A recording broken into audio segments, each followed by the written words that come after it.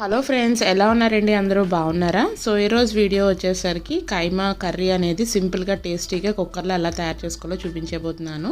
So దానికి కావాల్సిన కైమా అదంతా కూడా వాష్ చేసుకుని పక్కన పెట్టేసుకున్నాను. ఆనియన్స్, పచ్చిమిరపకాయలు కూడా కట్ చేసేసుకున్నాను.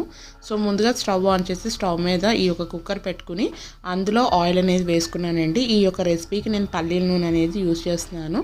సో ఆయిల్ హీట్ అయిన తర్వాత ఉల్లిపాయ ముక్కలు, పచ్చిమిరపకాయ ముక్కలు వేసేసుకుని ఉప్పు, పసుపు కూడా వేసేసుకున్నాను.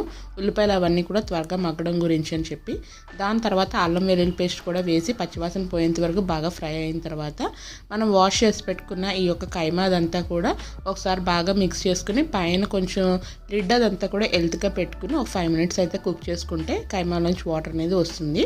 ఈ టైంలో గరం మసాలా పౌడర్, అలాగే కారం, అలాగే మసాలా కారం కూడా యాడ్ చేసుకుని బాగా మిక్స్ చేసుకుని ఇందులో తగినంత వాటర్ వేసుకుని ఒక 5 whistles రానిస్తే మన కర్రీ అనేది రెడీ అయిపోతుందండి. చాలా బాగుంది. ఒకసారి ఖచ్చితంగా ట్రై చేయండి.